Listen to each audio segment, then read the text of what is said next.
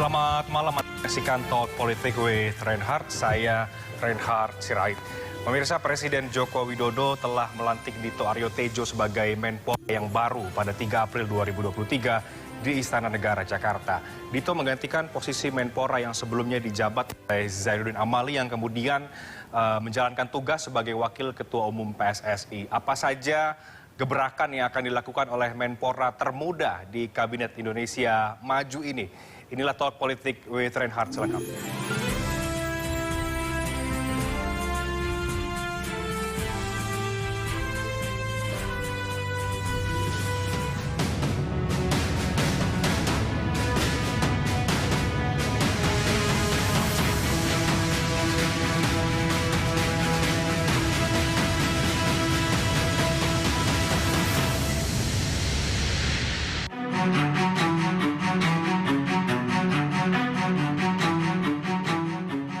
Menpora Dito Aryo Tejo dilantik Presiden Joko Widodo di Istana Negara, Jakarta pada 3 April 2023. Dito menggantikan posisi Menpora yang semula dijabat Zainuddin Amali yang sebelumnya mengundurkan diri dari Menpora dan menjadi Wakil Ketua Umum PSSI.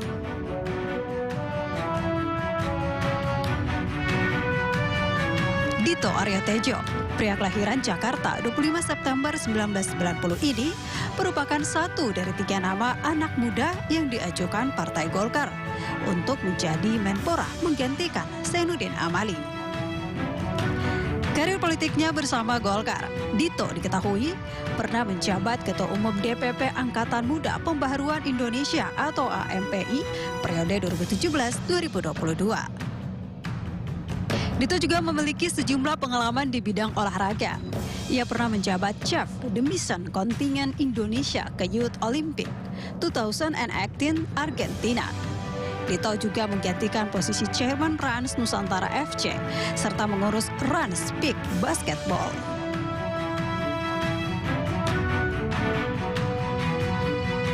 Dito mengambil alih Menteri Termuda dalam Kabinet Indonesia Maju yang sebelumnya disandang Menteri Pendidikan, Kebudayaan, Riset, dan Teknologi Nadiem Makarim.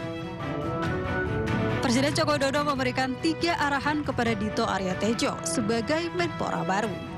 Di antaranya, menyiapkan tim Indonesia pada ajang olahraga SEA Games dan Asian Games dengan efisien. Presiden juga ingin agar liga-liga olahraga secara masif digalakkan di semua level termasuk liga antar kampung. Berikutnya, Presiden ingin ekosistem sport industri Indonesia semakin maju.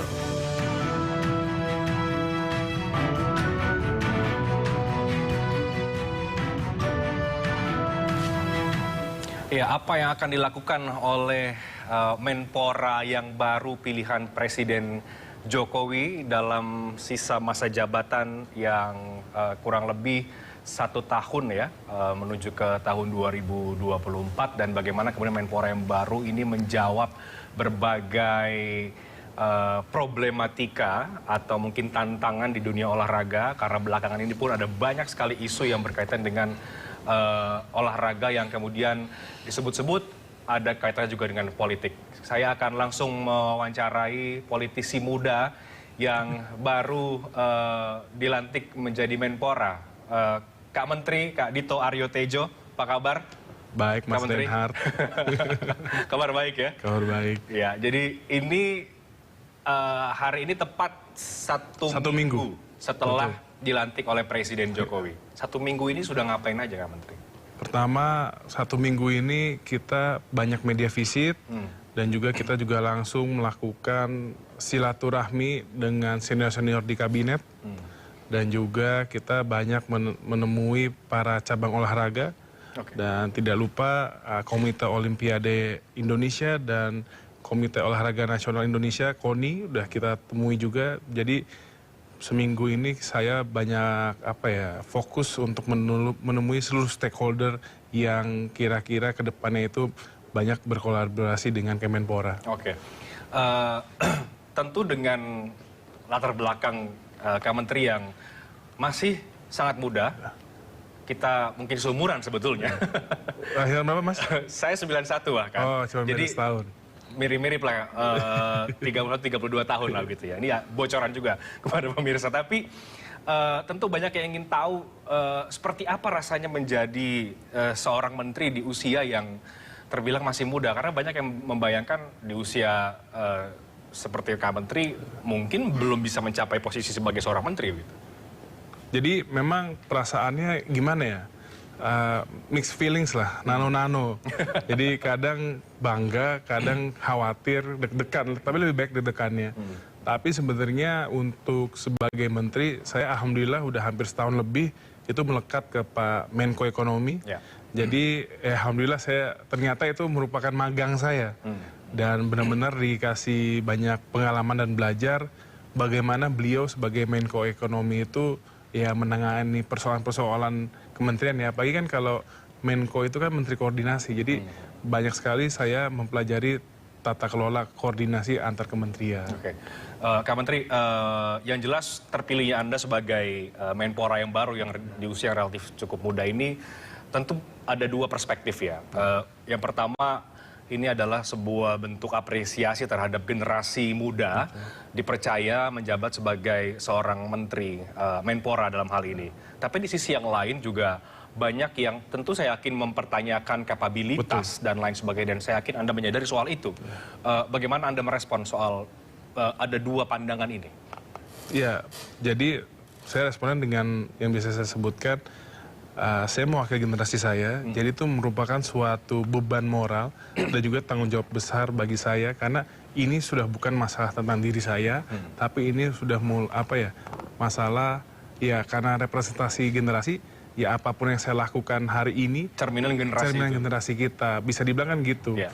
Dan juga masalah tadi diragukan orang, ya saya itu dari pertama saya masuk kantor Kemenpora itu saya langsung menyampaikan, saya sangat memahami dan memaklumi karena hal ini tuh baru terjadi mungkin di banyak orang ya, terutama di Kemenpora. Jadi saya hanya bisa menyampaikan, yang saya lakukan hanya bisa membuktikan dengan kerja-kerja nyata saja ke depannya. Jadi biarlah karya yang berbicara nantinya. Dan saya sih yang pasti, saya meyakini orang-orang internal Kemenpora dan juga para stakeholders bahwa justru karena saya muda, saya akan lakukan apapun all out dan juga pasang badan untuk memastikan program-program Kemenpora ini berjalan semestinya dan lebih baik. Oke, saya tahu tentu tidak mudah memimpin sebuah institusi yang sudah punya kultur sendiri, lalu masuk seorang pemimpin institusinya dengan jiwa muda gitu ya. Seminggu ini apakah Anda sudah melihat itu menjadi sebuah tantangan bagaimana mengelola terlebih dahulu di internal Kemenpora dengan posisi Anda sebagai menteri di usia yang muda ini? Ya, yang pasti karena yang namanya kementerian itu kan sebenarnya sudah memiliki kultur birokrasi. Jadi birokrasi itu kan biasanya top down ya. Jadi ya secara kultur walaupun saya muda tapi karena posisi saya jadi ya otomatis sebenarnya secara sistem itu sudah ada prosesnya. Tapi tetap karena kita kan lihatnya juga sisi humanisnya ya. Karena saya masih usia muda, ya dari seminggu ini saya berusaha dengan seluruh jajaran di Kemenpora ini, ya walaupun kita bisa fleksibel, santai, egaliter, tapi tetap kita pada on point, disiplin dan juga ketegasannya. Jadi ya kita ramuannya kita campur-campur lah. Tetap kita mengedepankan kolaborasi dan kekeluargaan. Nah, gaya kepemimpinan yang kemudian Anda sudah terapkan atau Anda akan terapkan di Kemenpora itu gaya kepemimpinan yang seperti apa? Kalau kita melihat dari tampilannya Kak Menteri ini kan juga tetap menunjukkan bahwa ya saya juga nggak mau terlihat ditua-tuain begitu ya, nggak mau terlihat juga menjadi ya tetap menjadi seorang Dito yang mungkin sebelum menjadi seorang Menpora. Iya, pastinya pasti harus ada penyesuaian karena kan ini namanya kita menjalankan pemerintahan, jadi tidak bisa juga serta-merta benar-benar saya 100% mengadopsi apa yang saya selama ini lakukan di luar birokrasi pemerintahan. Jadi ya tadi seperti saya bilang itu pasti ada kombinasi lah antara fleksibilitas anak muda tetapi pakem-pakem birokrasi dan budaya kultur di kementerian itu juga harus kita jaga. Karena kan ini masalah juga marwah dari institusi negara. Oke, Kak Menteri, nanti kita akan bahas juga soal tugas-tugas yang diberikan Presiden terhadap Anda. ketika dilantik menjadi seorang Menpora. Tapi sebelum sampai ke sana, mungkin saya juga masih mau menggali soal proses ketika nama Anda itu muncul. Jadi ketika nama Menpora itu masih kosong, saya sempat juga bertemu Pak Erlangga Hartarto waktu itu. Saya sempat bertanya juga waktu itu, bahkan di dalam sebuah wawancara saya menyebut ada nama Anda, nama Ilham Permana, nama Putri Komarudin, tapi tidak dijawab oleh Pak Erlangga. Yang kemudian akhirnya nama Anda lah yang muncul. Saya yakin mungkin Anda juga sudah mendengar saat itu berita bahwa nama Anda masuk dalam kandidasi. Iya, jadi ya memang nama-nama yang beredar itu memang secara proses formal itu memang diajukan oleh Partai Golkar, kan itu juga sudah dikonfirmasi juga oleh Pak Sekjen Golkar sebelumnya kan, dan juga Ketua Umum. Nah memang tapi prerogatifnya ada di Presiden. Jadi kita semua ini di Golkar memang sudah dilatih untuk harus kerja profesional dan juga siap dalam situasi apapun. Jadi ketika kita diberitahu bahwa kita diajukan, ya kita otomatis juga harus siap bahwa kita tidak terpilih. Nah itulah memang kultur di Golkar juga ya dibilang ya persaingan positif lah. Yeah. Tapi tetap ada persaingannya. Ya pastilah kan hidup ini pasti ya, dalam segala lini ada kompetitifnya. Oke. Kabarnya kemudian juga terpilihnya nama Anda juga cukup menimbulkan ada friksi di internal Partai Golkar. Apakah itu benar? Ya yang saya rasakan sih mungkin tidak ada ya, cuman ya namanya politik kan kadang ada kader senior yang kemudian diakui Pak Erlangga agak-agak gimana ya, gitu. Sebenarnya itu bukan lebih karena nama saya mungkin ya, tapi karena memang Pak Erlangga saat mengajukan nama itu sedikit out of the box dan Golkar mungkin kan jarang mengajukan nama yang relatif muda. Jadi itu suatu hal yang baru di Partai Golkar dan ya kita harus apresiasi Pak Erlangga Hartarto. Ya, dan juga Pak Joko Widodo yang ternyata juga menangkap dan memilih yang muda juga. Jadi kalau kemudian ada pandangan yang menyebut terpilihnya Anda ya karena Anda adalah orangnya Pak Erlangga, bukan karena soal kapabilitas dan lain sebagainya. Apa tanggapan Anda? Iya, tidak bisa juga saya membantah, tapi kan proses ini hampir sebulan lebih. Jadi memang setahu saya itu perdebatannya itu pasti panjang dan juga banyak variabel-variabel yang pasti menjadi pertimbangan dari Pak Presiden Jokowi untuk memilih. Gitu. Jadi kalau kemudian disebut ini adalah karena faktor kedekatan, Anda juga tidak menampik, tapi Anda meyakini ada faktor. Saya rasa semua nama yang diajukan itu orang dekatnya Pak Erlangga. Orang dekat dan orang yang Pak Erlangga anggap ya bisa memegang amanah, begitu. Setelah sebelumnya Anda ikut bersama dengan Pak Erlangga di Kemenko Perekonomian ya, apa yang kemudian Anda bisa pelajari yang akhirnya itu bisa diterapkan ketika Anda sekarang menjadi seorang Menpora? Dari Kemenko Ekonomi? Ya, jadi saya melihat cara dari Pak Menko Ekonomi itu bagaimana beliau itu melakukan setiap isu-isu permasalahan dia dulu di sektor ekonomi ya yang di bawah itu. Jadi tiap kali rapat itu pasti beliau itu biasanya tuh detail, micromanaging. Nah itu saya rasa tuh emang paling penting di kementerian karena hal-hal detail itu yang menjadi kecilnya ada celah atau loophole kan. Ya jadi contohnya seperti itu dan ya cara beliau menghadapi semua permasalahan kan tenang, sabar, ya pokoknya tidak reaktif lah kalau beliau itu. Itu mungkin salah satu yang saya pelajari selama ini dari beliau. Dan mungkin salah satu permasalahan kalau ini bisa kemudian diidentifikasi sebagai sebuah permasalahan ya, Kak Menteri, adalah ketika Anda menjabat sebagai Menpora ini ada isu soal Piala Dunia yang kemudian batal. Dan yang sekarang akan Anda hadapi adalah penolakan World Beach Games di Bali yang sudah disampaikan oleh Gubernur Bali menolak kehadiran dari tim Israel. Sebagai Menpora, apa tanggapan Anda? Ya, sampai hari ini sebenarnya kita belum dapat ada surat resmi dari Gubernur Bali kepada pemerintah pusat nampaknya atau tertuju ke Menpora itu belum ada penolakan, tapi mungkin beliau kemarin berstatement ya di media, ya kita paham situasinya kan. Jadi ya dalam dekat ini saya akan menemui beliau untuk komunikasi. dan juga masing-masing stakeholder memang kita harus jalin komunikasi dan memastikan semuanya bisa berjalan. Oke, apa yang ingin Anda sampaikan ke Gubernur Bali dalam pertemuan itu, sikapnya pemerintah, Kemenpora, bagaimana terkait dengan kedatangan tim Israel di World Beach itu? Baik, kalau Kemenpora, Mas, itu sebenarnya kita ini lebih tanggung jawab kepada suksesnya penyelenggaraan eventnya. Terkait kebijakan luar negeri itu sebenarnya ada di Kemlu. Jadi kita coba mengkalibrasi dan mensinergikan para pandangan-pandangan ini. Kalau memang ada yang berbeda, ya kita duduk bersama, ya kita kupas bareng. Jadi jangan sampai tanpa ada koordinasi atau tanpa ada diskusi, tiba-tiba nanti saling saut menyaut. Itu yang kita tidak inginkan. Apalagi kan saya di sini ya tergolong menteri yang masih sangat muda. Jadi ya sebagai anak muda ya semoga bisa meninggikan yang senior-senior kan. Gitu. Oke, presidennya yang jelas karena penolakan itu Piala Dunia batal terlaksana. Ya, baik.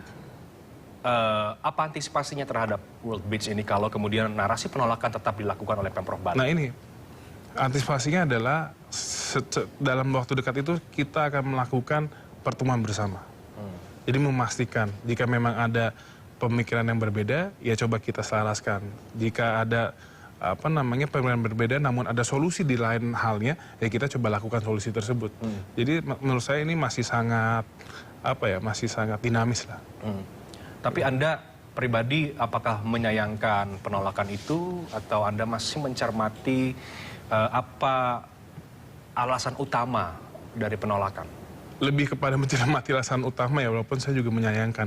Tapi kan ya yang menyayangkan juga, bahkan kan Pak Gubernurnya sendiri juga bilang sayang kan dibatalkan kan, setelah dibatalkan oleh FIFA kan. Jadi menurut saya ya wajar, jadi semua orang juga menyayangkan hal itu. Bahkan yang mengeluarkan statement tersebut. Termasuk Anda menyayangkan kalau itu akhirnya statement itu keluar lagi di acara World Beach di Bali nanti? Ya bisa dibilang menyayangkan, tapi ya itu, kalau saya dalam posisi tidak mau menjudge, tapi saya justru mau mencoba mengharmonisasikan semuanya. Oke. Itu nanti pasti masih ada dinamika berikutnya ke depan. Semoga tidak ada. Tapi yang jelas di Piala Dunia kemarin akhirnya ada sanksi yang ringan yang diberikan oleh FIFA untuk Indonesia, itu diapresiasi ke Ketum PSSI Pak Erick Thohir. Bagaimana Anda melihat putusan ataupun sanksi ringan tersebut sebagai ya, yang pasti kita sangat berbahagia ya, dan karena kan awalnya sangat ditakutkan bahwa PSSI dan cabang olahraga sepak bola ini diberikan sanksi berat oleh FIFA. Yang pernah terjadi sebelumnya kan, kita tidak bisa berkegiatan jadinya. Jadi dengan sanksi yang ringan ini, yaitu dibekukannya dana FIFA Forward yang ternyata senilai $1 juta ya. Nah itu menurut saya, hemat saya itu masih, saya rasa sih dengan kreativitas Ketua Umum PSSI hari ini, yaitu bisa kita cari solusinya kan. Gitu. Jadi yang penting cabang olahraga sepak bola yang digemari masyarakat Indonesia ini masih bisa berkegiatan, beraktivasi yang terafiliasi dengan FIFA. Itu paling penting menurut saya. Oke. Jadi itu keputusan yang kemudian perlu disambut baik sebetulnya? Iya, betul. Oke. Sejauh mana komunikasi Anda dengan Pak Erick Thohir? Lumayan intens, pasti per minggu saling mengupdate terkait kondisi PSSI dan FIFA. Oke. Yang jelas juga Kak Menteri, setelah putusan ringan itu muncul harapan bahwa Indonesia bisa diganti menjadi tuan rumah Piala Dunia U17. Ya. Apa yang Anda ketahui soal persiapan itu? Nah, untuk hal itu, ini juga saya baru menelpon Pak Ketum PSSI, saya juga menanyakan hal yang sama. Jadi ternyata itu sebenarnya pembahasan yang harus lebih dalam, karena kita harus menimang juga dampak untung atau ruginya ya, dan juga kemampuan kita. Tapi saya belum bisa menjawab secara pasti karena rencananya kita akan bertemu buat mendiskusikan lebih dalam. Tapi apakah itu possible? Mungkin bisa terjadi? Bisa terwujud? Saya belum bisa menjawab itu. Saya tidak ingin menyampaikan informasi yang dasarnya belum kuat. Oke. Untung rugi seperti apa yang dari pandangan Anda itu perlu dibahas lebih lanjut lagi bersama dengan Ketum PSSI? Ya pasti dari segi pelaksanaannya. kesiapan timnas kita, dan juga ya resiko-resiko yang ada lah, yang pasti kan. Tidak mau kita kejadian sampai 2 kali. Lebih dari sisi itunya menurut saya. Oke, Kak Menteri, dari polemik soal timnas Israel ini ya, ini kan banyak yang kemudian ya yang menyayangkan, tapi juga kemudian menginginkan ini jadi bahan pelajaran lah bagi bangsa kita. Apa pandangan Anda sebetulnya dari polemik ini? Apakah memang ini hal yang politik atau memang ya olahraga dan politik sulit dipisahkan? Ya, idealnya dan yang harus kita tuju itu politik dan olahraga itu harus dipisahkan. Tapi juga kita harus melihat bahwa ini suatu kompleksitas yang tinggi. Jadi kalau saya itu berpendapat, ya yang pasti dalam olahraga itu kan juga ada beberapa proses-proses yang memang harus dilakukan proses politik ya. Kayak contohnya saya jadi menteri olahraga aja kan, itu proses politik. Tetapi dalam menyelenggarakan olahraga, apalagi ini terkait dengan antar negara ya. Dan ini kita harus mengedepankan nation interest kan. Nah jadi harapan saya variabel politiknya itu harusnya dikesampingkan dulu, kita utamakan dulu masalah bangsa kita dan juga kehormatan negara kita. Iya. Gitu. Kalau variabel politik yang lebih dominan jadinya ya pusing juga kan Mas.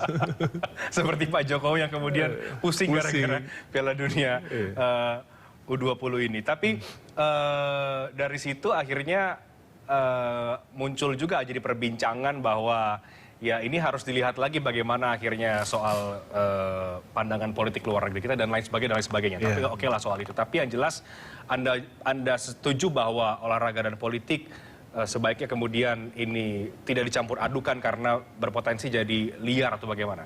Ya, kalau saya sepakat tidak dicampur adukan secara saya sepakat tidak dicampur adukan sih. Harus pemilihannya tuh harus tepat formulasinya. Oke. Menarik Kak Menteri. Anda menjabat mungkin kurang dari 1,5 tahun ya tampaknya. Iya, 6 kuarter kok nggak salah. 6 kuarter bahasanya, oke. Dalam 6 kuarter ini, apa yang akan Anda persembahkan sebagai Menpora? Apakah masih bisa mengejar target-target?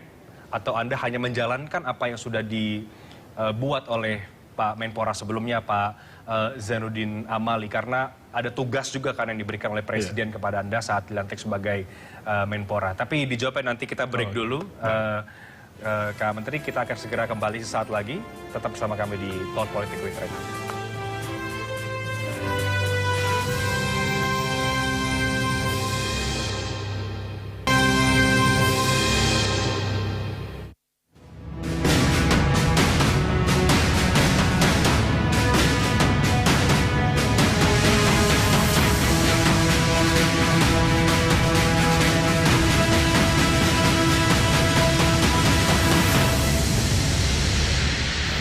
Anda kembali di Talk Politik with Reinhard. Saya masih bersama dengan Dito Aryo Tejo, Menpora yang baru seminggu dilantik oleh Presiden Joko Widodo, yang kita sebut sebagai juga seorang politisi muda karena ini mungkin mendobrak sejarah seorang politisi muda menjadi seorang menteri di kabinet pemerintahan. Saya akan kembali lanjutkan dengan Mas Menteri, Mas Dito Aryo Tejo. 1,5 tahun menjadi seorang Menpora sisa masa jabatan ini. Apa prioritas, apa proyeksi pekerjaan yang kemudian Anda akan siapkan, Anda akan lakukan untuk menuntaskannya sampai akhir nanti? Ya, yang pasti ada 2 fokus ya, olahraga dan pemuda. Jadi kalau olahraga itu pasti kita breakdown lagi ke prestasi. Jadi prestasi itu ya kita persiapkan untuk SEA Games, Asian Games, tapi yang pasti kita itu targetnya itu lolos di Olimpik. Oke. Nah, jadi yang pasti untuk hal itu kita harus bisa mengelola dengan cara paling efektif dan efisien terkait penganggarannya. Jadi tidak boros, orang yang kita kirimkan itu sesuai dengan potensi medali yang didapatkan. Dan juga selain itu untuk pengembangan olahraga sendiri, kita juga mau melakukan talent scouting. Jadi dari sisi berbasis pendidikan dari SD sampai universitas itu digalakan liga-liganya di beberapa cabur. Kita sih harapnya bisa banyak cabang olahraga ya. dan juga di segi regional diadakannya liga-liga Tarkam itu untuk menaikkan animo masyarakat dalam berolahraga dan juga talent scouting di level kedaerahan. Jadi dari level desa sampai kota juga. Dan juga untuk olahraga target saya itu ini bukan melahirkan tapi membuat ekosistem sport industri kita itu yang lebih masif. Sportainment-nya juga. Jadi dari segi SDM-nya dan juga transfer knowledge ya. Jadi kita ingin mengadakan pertemuan antara pelaksana liga-liga asing dengan liga-liga lokal kita agar mereka itu bisa belajar, dan juga tim-tim juga ingin kita lakukannya kayak pertukaran gitulah. Jadi bisa belajar gitu. Jadi gimana olahraga di Indonesia ini kita kan memiliki 70 rakyat itu bisa menjadi lebih fanatik olahraga. Dan di sisi kepemudaan ya yang kita fokuskan itu adalah pengembangan pemuda kita di arah yang entrepreneur, kewirausahaan dan juga segi profesi. Jadi tidak hanya melatih orang bisa berbuat usaha yang nantinya menghasilkan lapangan pekerjaan, tapi kita juga harus melahirkan dan menyiapkan anak-anak muda seusia kita ini harus bisa menjadi ya dokter yang hebat, pengacara yang hebat, ya kan, YouTuber yang hebat, bahkan relawan yang hebat. Jadi semua sektor tuh harus dipersiapkan. Dengan sisa masa jabatan yang cukup singkat ini, apa itu mungkin kemudian dilakukan ya?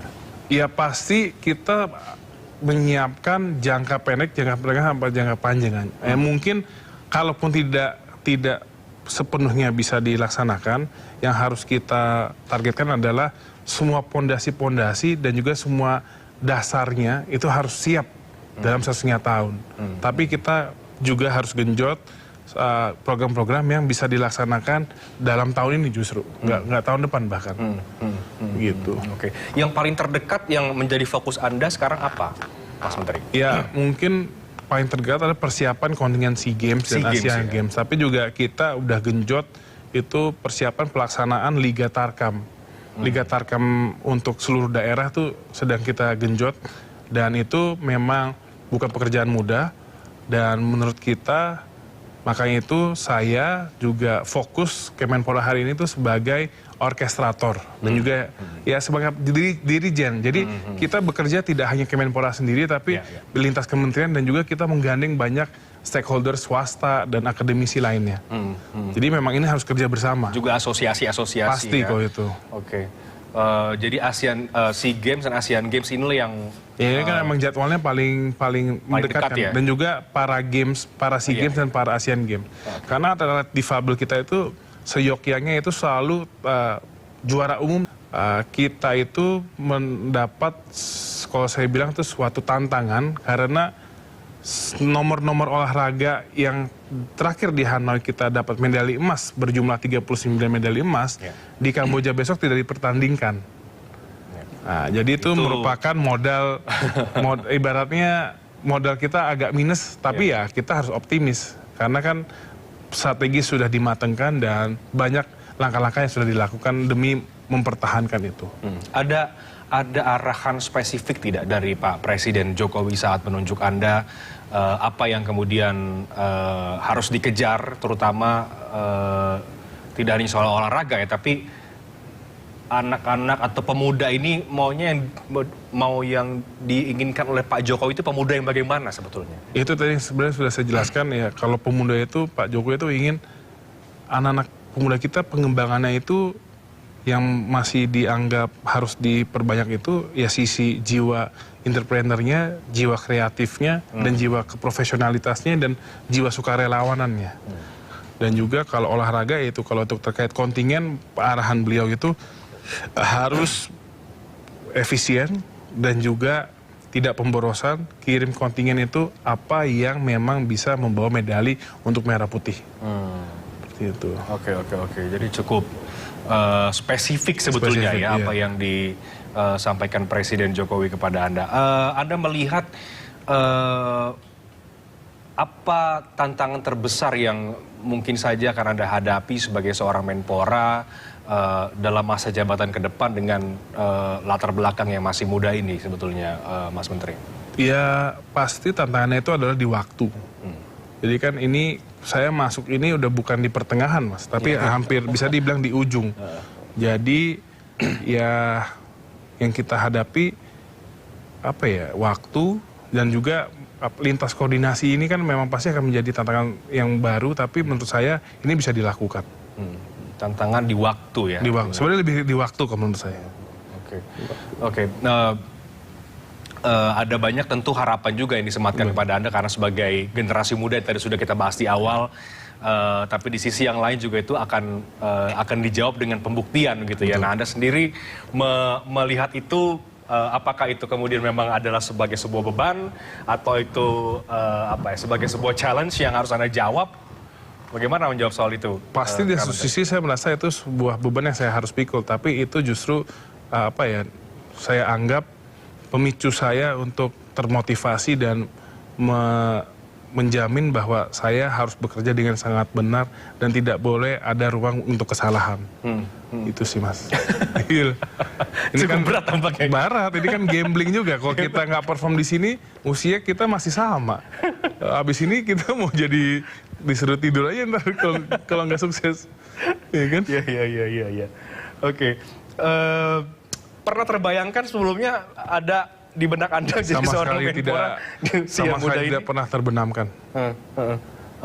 Tidak pernah. Tidak pernah ada di benak Anda itu, Anda sebagai seorang Menpora? Tidak pernah. Meskipun kalau kita lihat beberapa pengalaman Anda ada banyak minat di dunia olahraga ya? Iya, betul. Ya, saya memang yang namanya dunia olahraga sejak saya kecil karena bapak saya tuh aktif sekali bermain basket. Jadi memang sudah dari saya sangat kecil itu sudah biasa nonton pertandingan NBA di TV ya. Terus ya banyak lah, badminton segala macam. Jadi memang interestnya sudah tumbuh dari dulu terkait dunia keolahragaan. Dan juga kalau kepemudaan, ya memang dari zaman SMA sudah berorganisasi. Jadi ya mungkin itu sebenarnya dua sektor yang semua anak muda bisa berpartisipasi sebenarnya. Jadi tidak spesifik karena saya punya mimpi jadi Menpora, makanya saya aktif di dunia kepemudaan dan olahraga. Oke. Karena ini ada titik temunya nih, kesukaan Anda dan kemudian posisi yang diberikan. Ya, kan, justru kemudian, itu menurut saya keberkahan lah. Keberkahan ya. Lihat aja kan saya bisa tiap hari pakai sepatu olahraga, celana panjang olahraga, ya kan? Jadi enak. Pakai topi gak enak mudanya. Iya kan, kalau jadi menteri yang lain mungkin saya harus rapi kali, harus benar-benar mencerminkan sektornya kan. Oke. Sudah pernah ada dalam satu forum meeting dengan jajaran menteri yang lain belum sih? Baru aja tadi, sebelum dari sini, baru saja kita menyelenggarakan rapat koordinasi lintas kementerian terkait penyelenggaraan Piala Dunia Basket 2023 yang akan diselenggarakan Agustus nanti. Itu tadi hadir total 23 instansi tadi. Kebetulan saya pimpinannya, karena kan terkait Piala Dunia Basket ya. Jadi, seperti apa Anda memimpin? Alhamdulillah tadi lancar dan bersama dengan menteri-menteri yang udah jauh lebih senior pastinya kan. Dan tadi ya tadi banyak juga yang diwakilin sebenarnya. Tapi ya terbilang cukup asik dan lancar dan ya korporatif semua lah, dan semua turut mendukung karena ini juga untuk Merah Putih. Oke. Kak Menteri, ini diri Anda ya, sekarang Anda sudah menjadi seorang Menpora. Ini adalah jabatan politik dan Anda juga datang dari partai politik juga begitu kan. Bagi sebagian pihak di umur 32 tahun jadi Menpora, atau bahkan mungkin bagi banyak politisi ini adalah sebuah pencapaian. Jadi setelah jadi Menpora di usia 32 tahun, mau jadi apa lagi begitu? Biasanya kan orang masuk ke dunia politik itu kan menunggu waktu yang cukup lama baru bisa mendapatkan posisi jabatan strategis begitu. Apakah Anda kemudian sudah membayangkan setelah Menpora ini selesai, katakanlah begitu, apa yang kemudian Anda hal yang akan Anda lakukan lagi? Yang pasti saya tipikal orang ketika kita dapat amanah, kita harus do the best dan kerja maksimal. Jadi saya fokus di situ dan saya selalu mengingatkan diri saya bahwa yang namanya jabatan amanah itu tuh rezeki dan itu kita harus menjalankannya dengan sangat ikhlas. Jadi kita ini bisa seperti sekarang bisa tiba-tiba saya dikasih, bisa tiba-tiba saya dicopot. Jadi ya saya nggak pernah memiliki berpikir setelah ini jadi apa, itu tidak pernah di benak saya. Gitu. Jadi yang justru saya harus berpikir harus ikhlas dan pasrah kapanpun. Tapi selama itu, selama kita masih diberi amanah, ya kita harus do the best. Oke. Do the best di amanah yang diberikan. Yang gitu diberikan ya. Seperti hari ini sebagai Menpora, ya harus do the best sebagai Menpora. Pastikan kita memimpin Kementerian Pemuda dan Olahraga ini tidak gagal dan harus bisa memiliki dampak yang terasa. Kalau sekarang mungkin belum begitu terasa ya, karena Anda masih baru satu minggu. Tapi Anda kan sebelumnya juga banyak berkecimpung di dunia bisnis sebetulnya ya.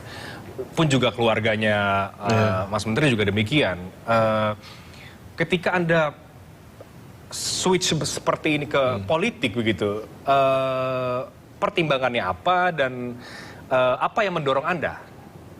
Pertama bukan mendorong ya Mas, karena kan ini amanah dan ini given, diberikan gitu kan, bukan kita memilih. Jadi ketika kita dipanggil dan dipilih, ya dilematis itu pasti ada kan. Karena kan otomatis ya kita udah tidak bisa melakukan aktivitas terkait yang berhubungan dengan bisnis. Jadi ini benar-benar ya udah jadi menteri udah harus benar-benar pengabdian full lah ya. Jadi ya pasti kita harus komitmen di situ. Karena banyak orang yang kemudian sudahlah jadi bisnismen ya udah itu kan sudah zona aman gitu ya. Masuk ke politik kan ya ngeri-ngeri sedap kalau kata orang begitu. Betul. Gimana Mas? Ya itu dia. Ya sebenarnya kemarin saya udah dalam titik zona nyaman sebenarnya. Cuman ya. Jadi ini keluar comfort zone ya menjadi Menpora. Sangat Mas. Saya ini sebelumnya ya jadwal saya yang paling pasti itu kalau ada agenda Kemenko Ekonomi. Tapi kan itu juga tinggal day to day kan.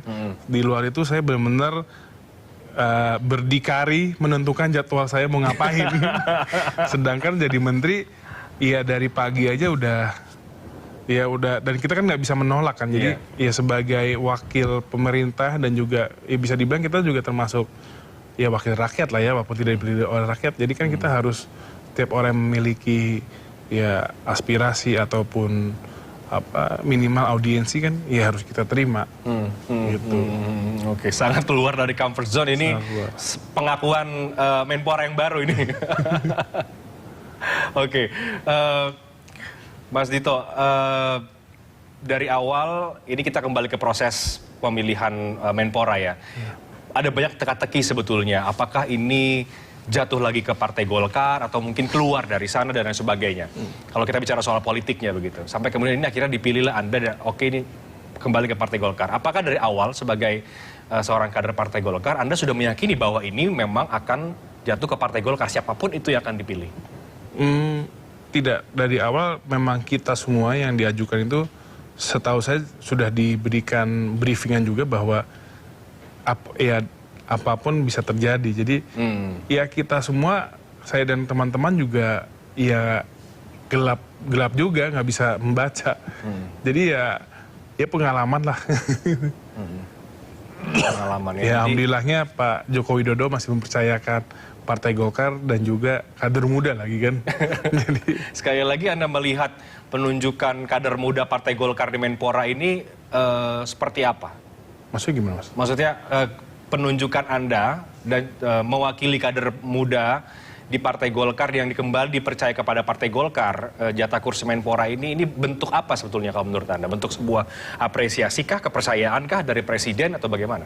Ya pastinya Presiden memiliki kriteria untuk mengapresiasi Partai Golkar dan Ketua Umum kami, Pak Erlangga Hartarto. Jadi menurut saya ya ini bentuk ya bahwa Pak Presiden sangat percaya dengan pertama generasi muda, kedua sangat percaya dengan Partai Golkar beserta Ketua Umumnya.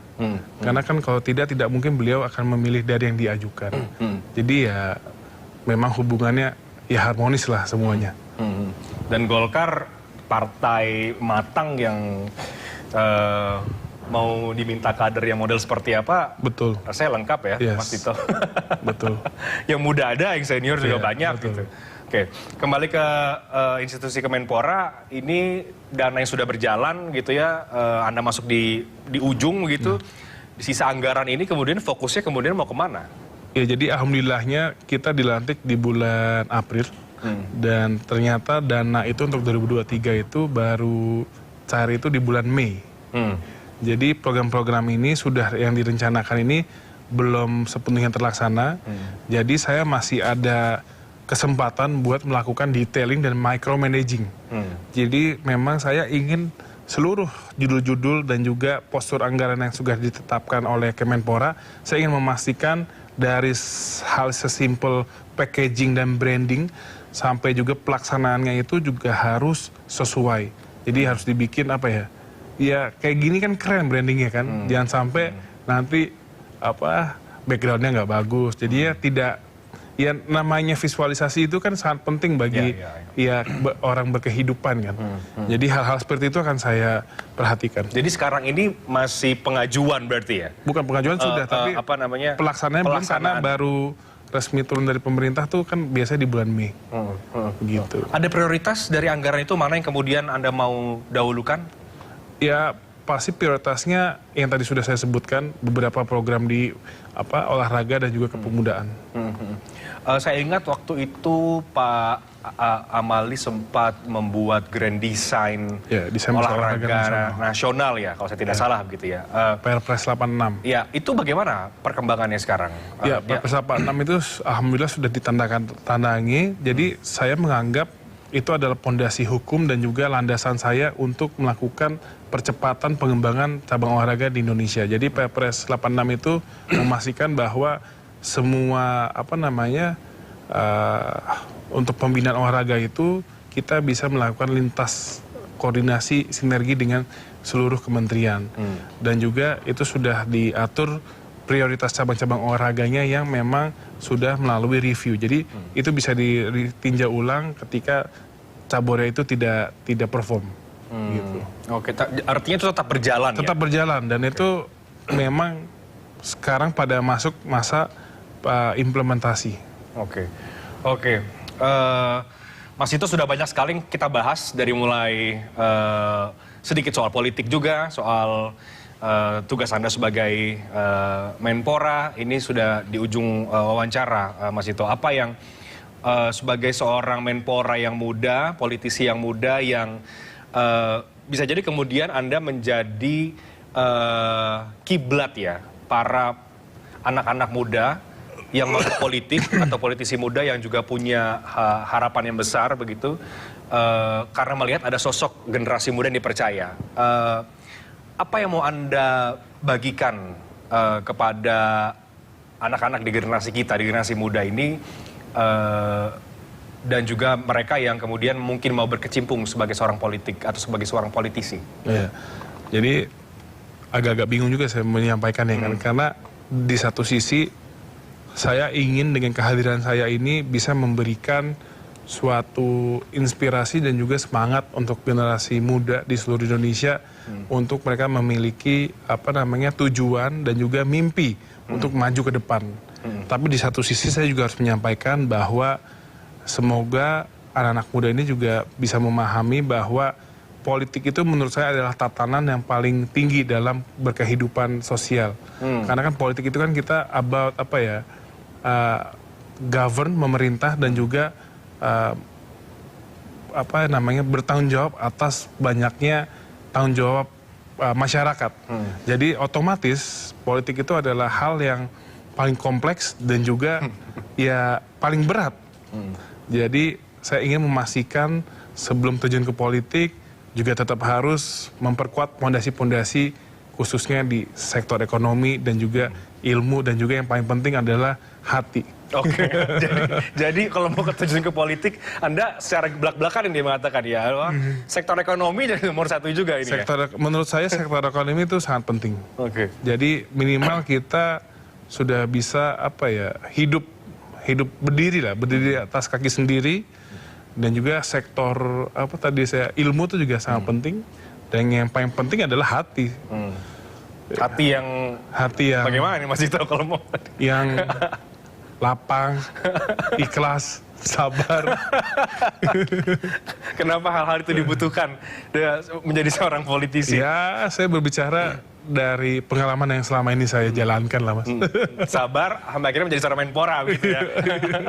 Karena kan banyak yang kemudian melihat politik itu ya bagaimana how to win gitu kan, how to control others. Betul. How to win kan bener how to win, tapi kan kalau kita menangnya dengan cara yang tidak beretika, tidak baik, kan itu juga menurut saya di hidup ini pasti ada reward and punishment. Jadi ya pasti semua akan ada konsekuensinya. Gitu. Oke.